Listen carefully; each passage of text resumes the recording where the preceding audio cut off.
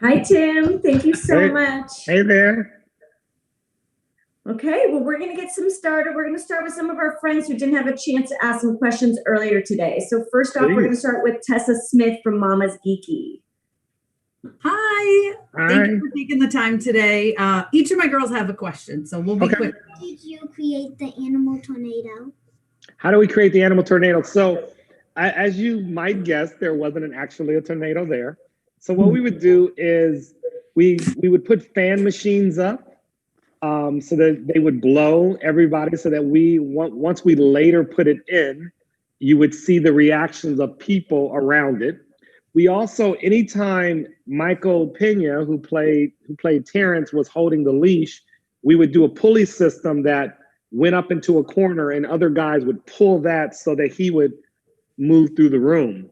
And then after that, I must admit, we gave it to our animators, and that's when the computer magic, the movie magic happens. The computers just created this idea that we had on once, Tom and Jerry, and once you throw a dog and they're spinning around, what that might look like. And, the idea was always to create something that would create the most destruction that we could possibly come up with. And so the computers would at some point put it inside of the shots that we had shot. So that's kind of that's the easy way of explaining how it happened. Well, thanks. It came out awesome. It's one of our favorites. Thank you. So. All right, go ahead, honey. Did you put any Easter eggs from any of your previous movies? Like Fantastic Four? Oh, wow. That's interesting. Not from my previous movies, no. I am a big fan of Batman, so there's a couple of things in there, like when he goes up in front of the moon. The moon, that's taken from the first Batman movie with Michael Keaton and Jack Nicholson, long time ago. And then I also there's a big cartoon that I grew up loving called Secret Squirrel, and when Jerry is in the bathtub, he's reading a Secret Squirrel comic book. That's so cool. Thank you. Yeah, it is. Great. Our next question is going to come from Nicole from Multicultural Maven.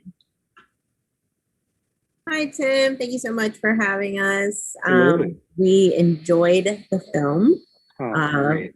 We love the comedic aspect of it and everything like that. My question for you actually is, in the beginning, we see you narrate a little bit the introduction into the film. And so I was curious, how did that come about? Did you come up with that yourself, or? Well, I had a little bit of help. And what it is when we're inside of doing the post-production and we have materials that we can use, we just kind of we know we're going to do things like this at some point. There's a lot of commercials that we create outside of the movie. There's a lot of events that we know we're going to have.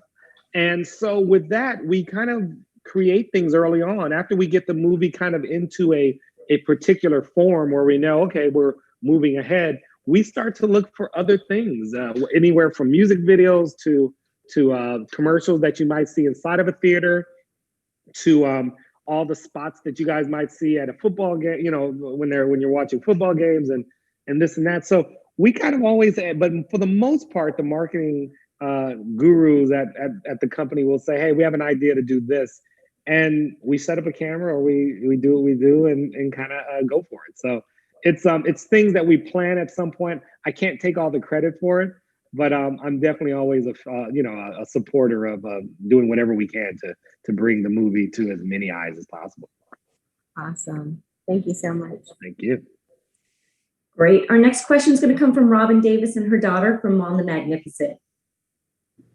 Hi, Tim. Thanks for taking the time to chat with us today. We love the movie. We had a movie night last night, and there was laughter throughout the entire house. So congrats on awesome. My daughter Olivia has a question for you. If you could be Tom or Jerry, which one would you be and why? I would be Jerry. I'm a Jerry fan. I like that Jerry just is so cool. And the thing that I've always wanted in watching the cartoons when I was young, I always wanted a mouse hole like Jerry had, where he has all the stuff that we have in real life that he's made out of stuff he's found. So for that idea specifically, I just always liked Jerry's house, and so I'm kind of Team Jerry.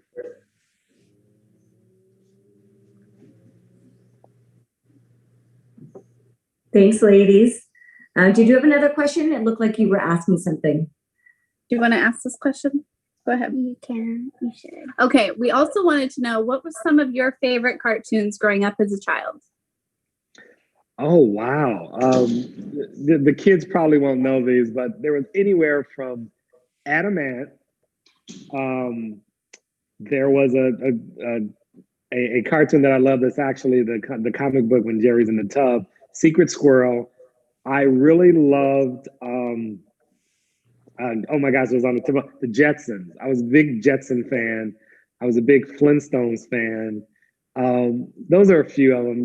They go on because, especially Saturday mornings, you just watch them, and from 8 in the morning till it was also David and Goliath. David, it was like a lot of people don't remember the claymation versions of those by Popeye. So those are some of them. Thank you so much. Got it. Great. Our next question is going to come from Don Lopez from Confetti. Hi, thank you so much. It's so great being here with you. My question is, what are some unexpected challenges that you ran into when working with the classic animation and the live action together? Obviously, it poses some unique challenges, but I was wondering, what are some things that you didn't expect? Oh, great question. Well, I didn't expect the actors always needed somebody to, they work better when they're working up against something or another actor. And in this case, you had an animated character, and that animated character was only 3 feet high or 2.5 feet high or whatever it is. So the way we solved it is we had puppets, and we had a puppet of Tom and Jerry. He was a gray version of Tom and Jerry. And the great thing about Tom, obviously, and Jerry too, that they didn't speak. So the puppet made perfect sense because I didn't understand how well puppeteers, how good they are. And so that we kind of created this, we kind of solved this challenge that when the actors wanted to act against something, we gave them puppets. And because the puppeteers were so good, the actors actually would sometimes ask to do a few of the takes with the puppet before I took it out, because they just enjoyed working with them better than talking to nothing. So that was something I didn't expect for the actors to depend on the puppets as much as I thought they would. Well, that's really cool. Is there any way we could ever see these puppets? Will we ever get a behind the scenes? It's funny. I was trying to find it on my phone because I brought it up in a couple of the rooms earlier too. And I just don't have a picture of it, but if I could find it, oh my gosh, I should have looked for it before this thing. But yeah, it's a gray version of Tom, and it was the coolest thing in the world. Wow, that really does seem cool. Well, thank you. You're welcome. Great. Our next question is going to come from Robert Buckley and his family. All right. So we actually have a couple of questions. You want to ask yours, Dick? What type of software do you use to animate, Blender or type of program, Oh, now see, you've caught me. I'm trying to remember because I didn't always, they told me about the software beforehand, but I did not. Oh gosh, I wish I could remember. I don't want to give you the wrong software. Because the store we used was a place called Frame Store. Frame Store is located in London. They do have a website, and there is a slim chance they might have it on their website. So if you look up Frame Store, and the guy that did the animation for Tom and Jerry also did Pooh for, I think it was Christopher Robin. He did those characters as well. So if you go on the Frame Store, make sure you're looking at it out of London. They may actually tell you what the software is they use. Okay. Awesome. Thank you. He loves animation. Oh, that's all. No, that's awesome. That's why I want to be sure he gets the right information, but definitely look up Frame Store. Those are the geniuses that brought this to life. Awesome. So what was the most difficult scene to film? The most difficult scene was probably the wedding. Just in the event, even though I loved and what was also fun, but also a little difficult to make too, was them destroying the hotel room. When we did the wedding, now I brought all of the characters into one room. So to have Tom, Jerry, and Spike, and then 2 elephants and a tiger and peacocks, and it goes on, and toots, and you're just bringing all of these in. So you had to kind of basically give everybody their shot or everybody their moment and make it all kind of work cohesively. So it that was probably the most difficult, just because every not, I don't want to say problem, but every challenge I had, I brought into one room. Awesome. Thank you. You're welcome. Thank you. Great. Our next question is going to come from Sylvia Martinez from Mama Latina Tips.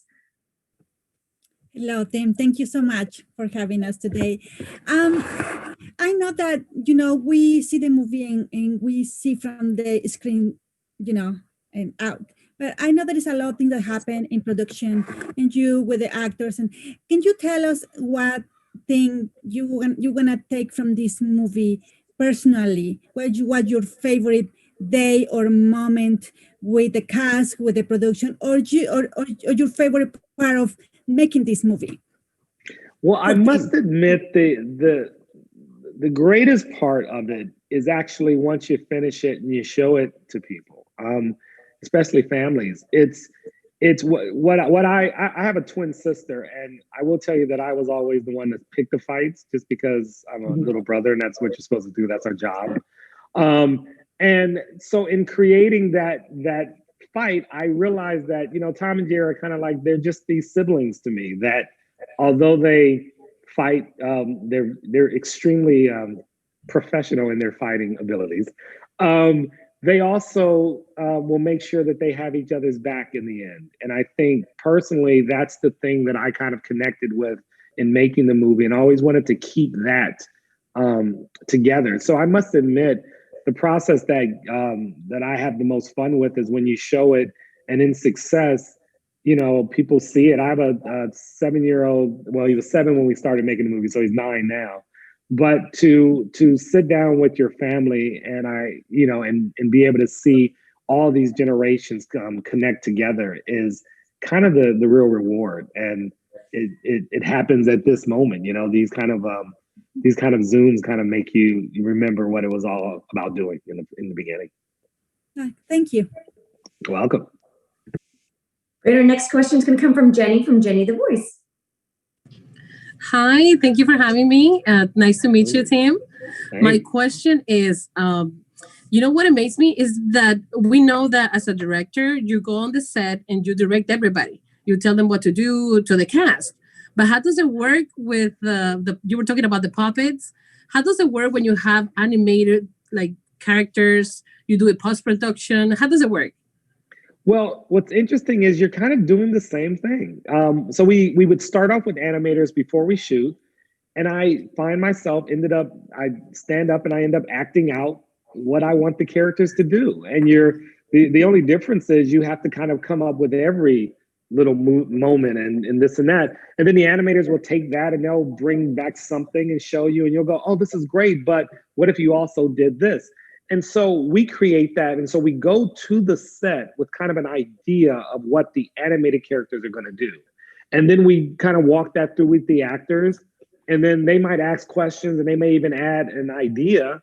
And sometimes they just do things that I then use back. There's when Chloe is in the room with Tom and she says, Mott, that was just something she did. And when we talked about it, she said, yeah, because if he spelled out his name, he did it backwards. Or, when she did the thing, are you saying a pig? So we made Tom look like a pig, so it's great when you kind of do those things. And that's kind of how you have to go through this and kind of create it. You have to be open for ideas. And just, that's what's fun about animation, is that you can kind of do anything. There's even a lot of shots in this movie where we'd get an idea and we would just have to find footage, and we put, the alley cats meeting Tom in the alley behind the hotel. We never planned to do that when we shot, but later on, since they were going to be in the jail, we decided let's intro them earlier. And so we just went and found footage and did it. So there's a lot of those kind of happy mistakes that happen when you're making a movie like this. Yes, because I was really excited about the movie because the cartoon is all about music because they don't talk. Yeah. So I was thinking, how did he do it? Because, you know, sometimes when Tom and Jerry is chasing the mouse, it's like the music going, right? And I was like, how is he going to do it in the movie? Because he has a cast, he has humans in the movie. So it's really interesting. How do you incorporated that? Yeah, we found a lot of ways, you know, whether it's an angel and a devil coming to, you know, and let them speak, or, you know, writing out stuff, or, you know, I wanted to do as little as the actors saying, what? You're blah, blah, you know, it's kind of the whole, I don't know if you guys remember Lassie. It's like the Lassie trick. What do you say, more? And then they rattle off a whole bunch of stuff that Lassie was trying to say. So we tried to do as little, we knew we were gonna have to do some of it, but we tried to do as little as possible. And we just found ways for them to communicate. And it was kind of fun coming up with ways for them to see what, you know, sometimes it just came down to hand language, you know, and just kind of making signs with your hands. So we had a lot of fun with that. The challenge was something that we kind of got a lot of a kick out of. And be honest, is that at any point of the movie, did you try to do something with the characters? Like, shoot me doing this. Or something like that? Yeah, hopefully it was never recorded, but I did have to stand up at times and kind of do things, but hopefully there's no, I bet you did. No evidence. Hopefully there's no evidence of that. Thank you, Tim, for your time. Yes, you're welcome. Okay, now we have questions from the whole Bennett family, it looks like, from the Ohana adventure. Here, thank you for having us. Cora, do you want to go first? Sure. Loud and proud. Did you decide to make it, or did someone tell you to make it? Oh, good question. Well, they did ask me if I would be interested in making a Tom and Jerry movie. And then I said, absolutely, yes, let's go. And so that's kind of how it normally works. At some point they just, hey, what do you think about this? And I knew exactly what this cartoon was. I grew up with it. I made it a point to get as close to what I remember these cartoons being and what they meant to me when I was young. And hopefully you guys enjoyed it. It was amazing. Yeah. Oh, we were laughing our heads off last night. Wait, you want to go? Yeah. What was your favorite episode of the old Tom and Jerry cartoons? Oh, great question. So Jerry has this uncle who used to sing with the guitar. And I wish I remembered his name. So since I'm kind of Team Jerry, it was always Jerry stuff. So Jerry had an uncle that would sing and on TV, but his guitar kept breaking and he had to keep pulling Tom's whisker to make himself a guitar. I remember that one. Yeah, and then there's another one where Jerry has a strong cousin. I think his name was Muscles. Big Muscles. And yeah, he's this big, and he wears a sweater and a hat. And Jerry's having some time with Tom, and he calls Muscles, and Muscles comes to visit Jerry, and beats up Tom anytime he can. And before he leaves Jerry with his clothes so that Tom thinks it's still him. So those are I'm Team Jerry, so those come back to my mind. That's awesome. Who's next? Since you did this movie and all, did you take any events or moments in your life and maybe added it to the script or anything? What a great question. What a great question. I'm trying to think. I guess no. I mean, I probably should have. I think what I did do whenever possible is just do things that I remember, like the Batman, you know, Jerry and the Moon, and you know. I like that scene a lot. Yeah, it was just, we were doing this thing with Tom flying around, and I just thought, wouldn't it be silly if he just flew up? And I remember going back, getting that piece of the movie, and of course, Batman, Warner Brothers is the same home as Tom and Jerry, as studio-wise. And I just thought, you know, some will get it, some won't. And so it's a little bit of a wink to one of my favorite movies. That's awesome. Did any of your characters ever go off script and do ad-lib? Sure. We got a lot of fun, as I was saying earlier, with Chloe saying those kind of things, or even Michael Pena when he would say stuff like, put it on TikTok and those guys. That's Michael Pena. That's him. Awesome. Even when he's arguing, he says, "Well, she brought the kitty cat to the bar too." That's Michael. So there's a lot of ad libs in the movie that I just let my actors go for it, and when it's funny, we keep it. That's awesome. Oh, I have another question. So in the Tom and Jerry episodes, I would always love to see how Tom got flattened or how he turned into a bowling pin. How did you come up with ideas of how that happened in the movie? How he got flattened and then looked like a spider at one time?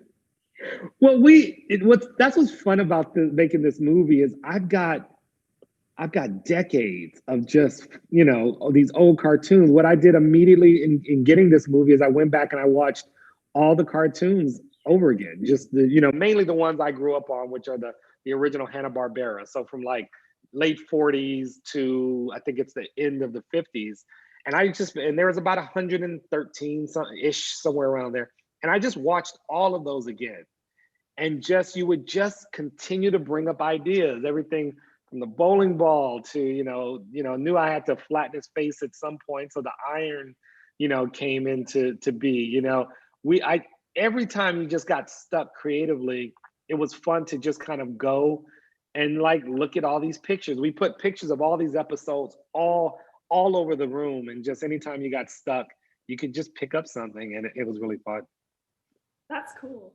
And I'm just here because I'm a fanboy of lots of your work, so fan of you. So thank you. That's why I get to sit here with my kids. That's why we do what we do, so we can all do this together. So. Absolutely. Look, I made this movie for my son, so it was just to do a movie that I could take him, to a premiere and do all of that stuff. But I really made it for him, and just wanted to introduce him to it.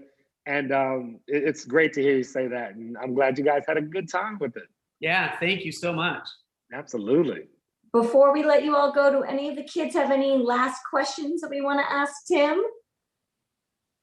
If you do, just show me your hand. I'll just have one last Tessa? one. Tessa, do you have something for your one? Do you have any ideas for a sequel?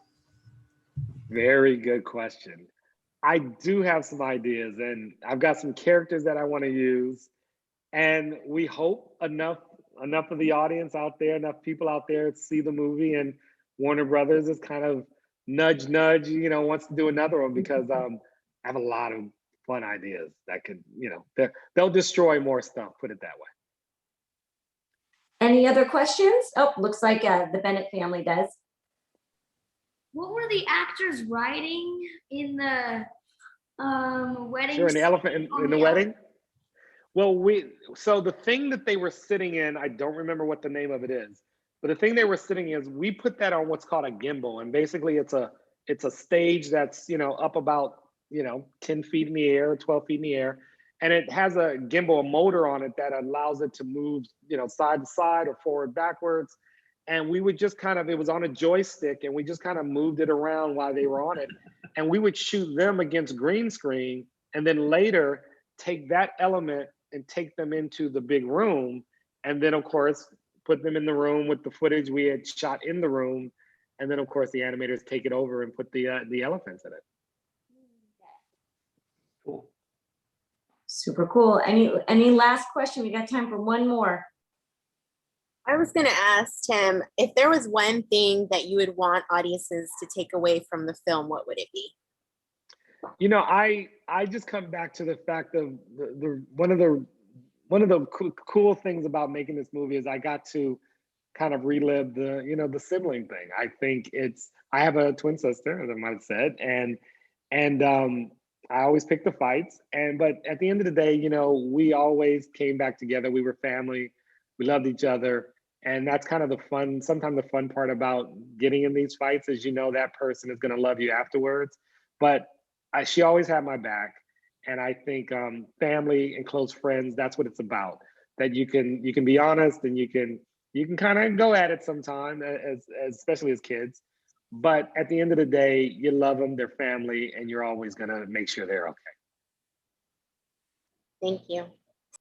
Thank you all so much for taking your Saturday to be with us. I'm so glad you all enjoyed the movie as much as we did.